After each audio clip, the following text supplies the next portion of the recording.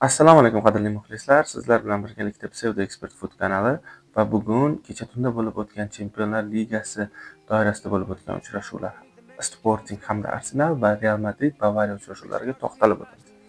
Keling birinchi bo'lib o'zimizning Angliya klubi bo'lmish Arsenalning o'yiniga to'xtaladigan bo'lsak. Tunda Lisabonda Portugaliyadan Sporting maydonida Arsenal mehmon bo'ldi.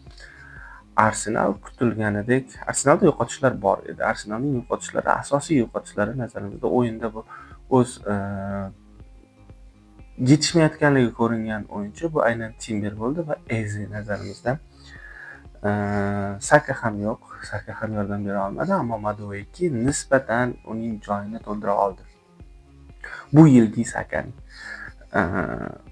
o'yin qanday boshlandi? Birinchi o'rinda Sporting o'zining ideal uzatmasi bilan Sportingning o'yinchisi o'zining ideal uzatmasi bilan hujumchisini yaqqol yakka vaziyatga olib chiqdi David Raya bilan va David Rayaning qo'llarining uchi bilan qaytargan seyfi hisobiga darvoza ustuniga tegib gol bo'lmadi. Bu vaziyatda xato aynan kimda edi deyish noto'g'ri bo'lsa kerak, ammo xato White'da edi. White o'z o'yinchisini qo'yib yubordi o'sha vaziyatda, o'zining orqasidan o'tib ketib qoldi. Ammo pas ham juda zo'r edi. Maydon markazidan uzatilgan pas yarim himoya va himoyani bittada o'tib keta oldi. Umuman o'yinga to'xtaladigan bo'lsak, Arsenal nazarimizda umuman g'alaba uchun maydonga tushgan yo'q edi. Arsenalning asosiy vazifasi gol o'tkazib yubormaslik edi bu uchrashuvda va jamoa bunga erishdi va buning asosiy sababchisi aynan David Raya, himoya chizig'i emas. Va ko'pchilik tomonidan aytib o'tiladigan Raya juda ham zo'r darvozabon emas, u o'rta miyona darvozabon deydigan ekspertlar va umuman muxlislar uchun David Raya o'ziga yarasha javob qaytara oldi deb o'ylaymiz va bekordan bekor u uchrashuvning eng yaxshi o'yinchisi deb topilmadi. Rayaning seyflari, keraksiz joylarda xato qilmasligi. Ko'p darvozabonlar juda ham zo'r seyflar qilgani bilan mayda xatolarga yo'l qo'yib turadi. Rayaning eng ustun tomoni unda bunday xatoliklar juda kam. Umuman aytganda Rayaning kamida bir 3 ta yoki 4 ta seyv guvohi bo'ldik bu uchrashuvda. Keyingi vaziyatlarga to'xtaladigan bo'lsak, burchak zarbalaridan Arsenal xavfli vaziyat yaratdi. Undan keyin Jokerish ofsaydda bo'lib qoldi. Bo'lmasa agar Arsenal ham hisobda hatto oldiga chiqib olishi mumkin edi ikkinchi taymda. Umuman undan keyin uchrashuvning so'ngida David Raya seyf amalga oshirdi va undan keyin Martinelli o'zining ideal, juda ham chiroyli pasi bilan Havertzni bir vaziyatga olib chiqdi va Havertz gol kiritdi. Zaxiradan maydonga tushib o'zining 3-golini urmoqda va juda muhim 89+ daqiqalarda bu mavsumdagi oxirgi 3 ta golni ham Havertz aynan 80+ daqiqalarda gol kiritayotgan ekan. Ajablanarli emas. Kai Havertz aynan Chelsea ham bunday gollar muallifi bo'lgan, hatto Chempionlar Ligasidagi yagona gol muallifi edi. Endi Kai Havertz uchrashuvdan so'ng bu golda uning hissasi 10% bo'lsa, qolgan 90% ishni aynan Martinelli amalga oshirdi deb aytdi va uning fikriga qo'shilmasdan ilojimiz yo'q, chunki Martinelli chiroyli reyd amalga oshirdi va chiroyli pas berdi. Uzatma amalga oshirdi. Va Havertz bu uchrashuvning aynan eng zo'r o'yinchisi deb u ham David Rayani ta'kidlab o'tdi. David Raya 2 yildan buyon Angliya Premyer Ligasida, balki butun dunyoda ham eng yaxshi darvozabonlardan biri ekanligini Havertz ta'kidlab o'tdi. Nima ham deymiz? Uning fikriga qo'shilsa bo'ladi nazarimda. Chunki bir qator sabablar albatta bunga bor. Endi umuman Arsenalning o'yiniga to'xtaladigan bo'lsak, Arsenal menimcha o'zi oldiga qo'ygan vazifani amalga oshira oldi. Aynan shunday natija uchun maydonga tushganligi katta ehtimol va uchrashuvning so'ngidagi gol bu ularning shuncha turib bera olganligi uchun bir mukofot bo'ldi desak ajab emas. Keyingi uchrashuvlarda Arsenal Sporting bilan javob uchrashuvida o'z uyida o'ynaydi va favorit bo'ladi. Katta ehtimol osonlikcha Arsenal g'alabaga erishib keyingi bosqichga chiqsa kerak, chunki xabarimiz bor, Sporting uy jamoasi va mehmonda uning ishlari uncha ham o'xshayvermaydi. Endi umuman Arsenalning keyingi raqibi katta ehtimol bilan emas, aniq yo Barselona yoki Atletico Madrid bo'ladi va nazarimizda Arsenalga Barselona tushgani ma'qul. Chunki Barselona hujumkor o'yin o'ynaydi va Barselonada himoyada bo'shliqlar paydo bo'lishi mumkin. Atletico esa Arsenal tipidagi o'yin namoyish etadi va ikkita jamoa o'rtasidagi o'yinni ko'rish ko'pchilik uchun zerikarli ham bo'lib qolsa kerak. Nima bo'lganda ham Arsenalga omad tilaymiz va keyingi uchrashuvlarda g'alabasiga ishonib qolamiz. Angliya klublariga albatta biz Chempionlar Ligasi doirasida muxlislik qilamiz, ammo umuman eng kuchli o'yin namoyish etayotgan jamoa futbolda g'alaba qozonishini to'g'risida istaydi. Ikkinchi uchrashuvga to'xtaladigan bo'lsak, ikkinchi uchrashuv Madridda bo'lib o'tdi, Santiago Bernabeuda. Real Madrid Bavariyani qabul qilib oldi. Uchrashuvga to'xtaladigan bo'lsak, Real Madrid ham hayron qoldirgani yo'q, Bavariya ham hayron qoldirgani yo'q aslida. Real Madridga biz o'rganib qoldik. Real Madrid La Ligada umuman boshqa jamoa va Chempionlar Ligasida umuman boshqa jamoa. Bilmadik nima uchun bu Zidandan qolgan o'yinmi yoki Ancelottidan qolganmi, ammo jamoa shu tarzda o'ynashni o'rganib qolgan. Motivatsiya ikkita turnirda ikki xil nazarimizda. Bavariyani o'yiniga to'xtaladigan bo'lsak, Bavariya har doimgidek nisbatan ustunlik bilan boshladi va total ustunlikka erishishga harakat qildi. Real Madrid esa o'z kutilgandek o'z imkoniyatlarini qarshi hujumlarda va tezkor qarshi hujumlarda ushlashga harakat qildi.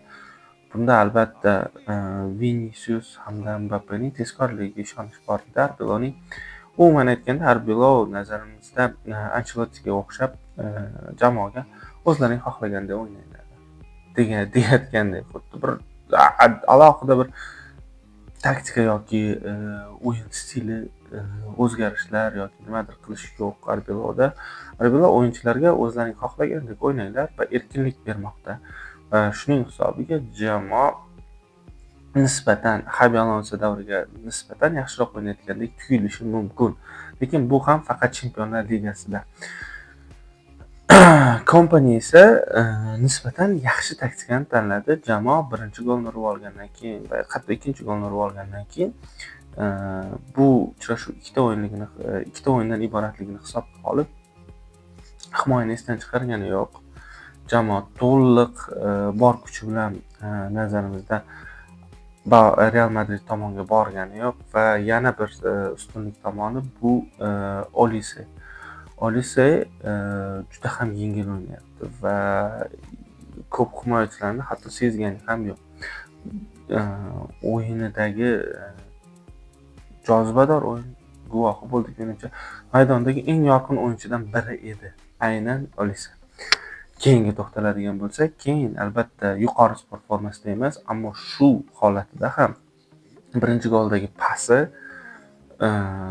cho'zmadi ham, o'tkazib yubormadi ham, shoshmadi ham va ideal vaqtda Olisega pas berdi va undan keyin Diaz ko'rdik, hammamiz gol kiritib ketdi. Ikkinchi golga keladigan bo'lsak, tayanch hujumchi nomi bilan atasa bo'lsa kerak. Menimcha keyin tayanch hujumchi bo'lib ham, markaziy hujumchi bo'lib ham o'ynay olayotgandek va uning zarbasi tan berish kerak, nuqtali zarba bo'ldi. O'ta kuchli ham emas edi. Ammo shu darajada berildiki, Lunin u zarbaga yetib olishi mumkin emas. Umuman o'yinda Noyerni ham 40 yoshli Noyerni eng yaxshi o'yinchi deb topildi va bu aniq edi nazarimizda. Uning ko'rsatgan o'yini hammani lol qoldir. 40 yoshida ham shunday o'ynasa bo'lar ekan darvozabon.